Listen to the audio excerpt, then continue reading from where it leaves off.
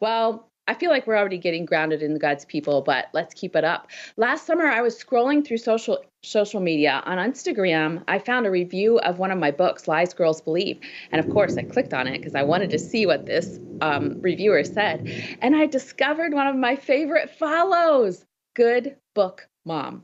I joined over 16,000 who keep an eye on this woman's discerning thoughts about the books we put into the minds and hands of our children and grandchildren. And I discovered that following her has made me more mindful about what I put into my own mind on my own bookshelf. So I knew then that I wanted to share her with as many people as I could. So friends, meet Korrie Johnson. Hello, Korrie. Good morning.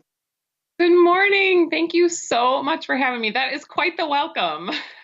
I'm so thrilled to finally get to talk to you face to face. Korrie, why does it matter that we read the right kind of books? Oh, it matters for kids and it matters for adults. Yeah. Scripture is clear when we think about Philippians 4:8, finally, brothers and sisters, whatever is true, honorable. And then he goes on to list all of these things, just, pure, lovely, commendable, if anything is excellent. Think about these things. And so we want to take that seriously. Like what we put in front of us affects us. And we connect so much to stories. And so when we read things, they impact us.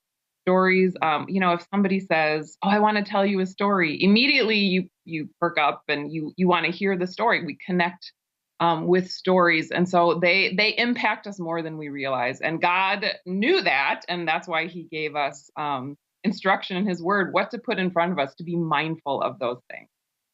That's right. That's right. Bob and I went to a musical on Broadway recently, and it was one of the old musicals that would have been at the beginning of Broadway. It was just a revise of it, and we felt so good afterwards. And we looked at each other and we said, "Wow, the media that we put into our minds today doesn't give us that feel-good feeling."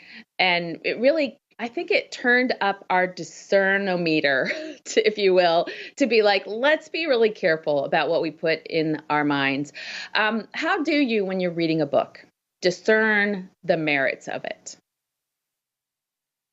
I think the things, as somebody who reads a lot of kids' books, I have to take a step back and think, what's the goal of this book? Is it to convey biblical truth? Then I'm going to have a much higher standard. I'm going to make sure that those things line up with Scripture. If the goal is sort of a broader, just a biblical idea, then sometimes I feel like, well, if it doesn't fully communicate the gospel, but if the idea is like prayer and, like I have to realize what the goal of it is. If the goal is purely entertainment, then we have to think about where our children are at, where they are in their walk, in their spiritual walk. Some kids are going to be ready to be introduced to worldly things alongside of you earlier than others. And some you're going to want to wait until later. Yeah. But we need, as parents, God made you the parent of your child because you know what your child needs. And so, Yeah. and every child you have, if you have more than one, they're going to be different probably when they're going to be ready for those things. So Yeah. being aware Right. of what your child is ready for. And it is important to remember that we're not trying to raise monks. We're trying to raise kids that can be in the world, but not of the world. That does mean that at some point, they need to have an understanding of what's out there, or when they do go out there and you're not there beside them to help them interpret and discern what is good and what is evil, they're not going to have that skill. Um, of course, one of the places where we encounter that purely entertainment effort is the area of fiction. And with summer vacation coming up, that means lots of us are looking for books to put in our beach bags. Some of them are for our own reading. Some of them are for our children or our grandchildren. And I want to just jump on a soapbox, and I think you're probably going to jump up here with me. Um, I have a real concern that a lot of times moms and girls are just reading absolute junk that's really harmful for their mind. And the research really says that's bad for us. Do you agree? What's your opinion of fiction and how it can form and shape us? Oh, I could not agree more. Yeah. You're jumping up. Come on up, girl. Get on the I soapbox. am right there with you. This is something I feel very passionately about. And yeah, the fiction is tricky. And I mean, depending on the age, if we're talking about teens and tweens, we're sort of like approaching that where we sort of tie in romance and what's appropriate. But what has been interesting is in the past 50, 100 years, people sort of viewed childhood as a time to be trained, to be taught in the things that we need to know. And now it's things have sort of turned as far as, well, I want you to revel in your childhood. And we've sort of embraced just reveling in irresponsibility and not hard work and being lazy. And this is reflected in the books that our kids are reading. And so the turn in the culture is reflected in those books. And so I often feel like people think, as long as my child is reading, great.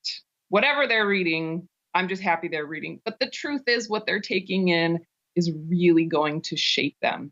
And so if they are constantly steeped in, romance novels, like that is going to affect the way that they see romance, the way that they see how things should be, because their mind is constantly steeped in that. So I'm on that soapbox with you. I think it's so important what we read. The research really indicates that when we read a fiction book, our brain doesn't really discern whether it's a real experience we're having or whether it's a fantasy, a picture we're drawing in our head through what we're reading. Our brain doesn't know the difference. And so it starts to experience that and think that's good. And it's not just the romance novels that are after our daughters, but I think for our sons, like the Captain Underpants and the Burke books and other bodily function books that we're thinking, oh, this is a great book. My son's reading it because it's about, body noises. But here's the thing. It's been long said that readers are leaders, right? Well, I don't want my son to be the leader of the burp patrol, right? I want him to be the leader of character.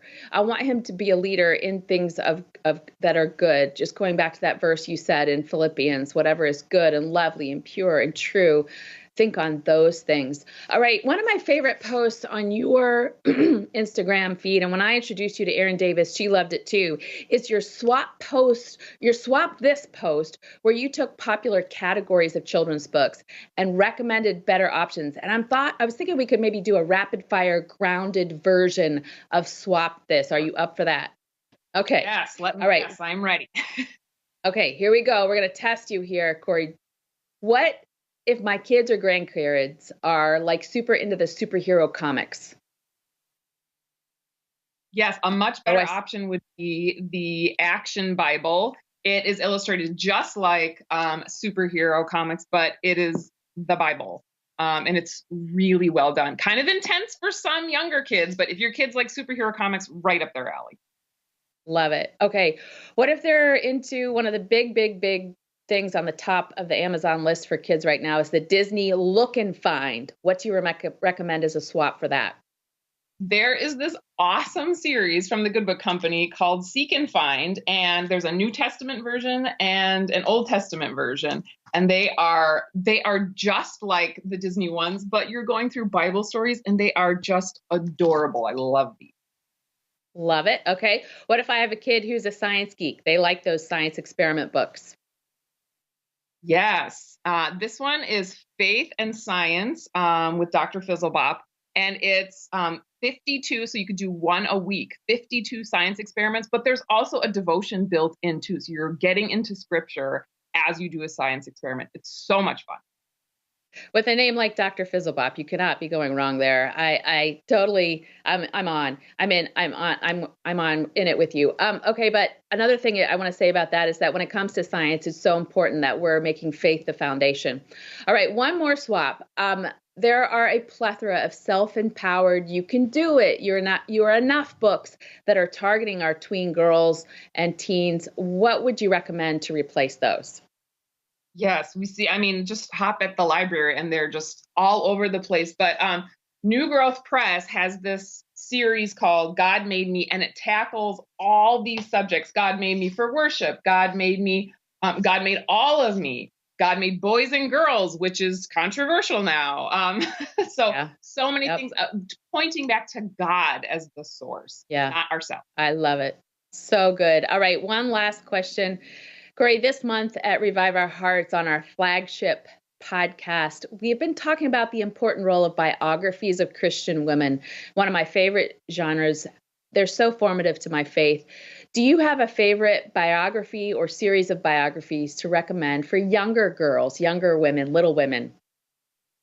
Yes, yeah, I've got I don't have it to show you, but the Good Book Company has a series that's picture books, and it's called Do Big Things for God, and it's Christian women. It has Corrie ten Boom, Betty Green, and they're adding more and more. It's a newer series, so that's a great one for little kids. And then for slightly older, there's Trailblazers, from Christian Focus, and Christian Heroes Then and Now from YWAM, and that's like 9 to 12-year-olds.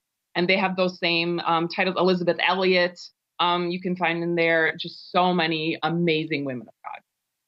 Oh, thank you so much for being with us today, Korrie. You have given us a lot of things to research.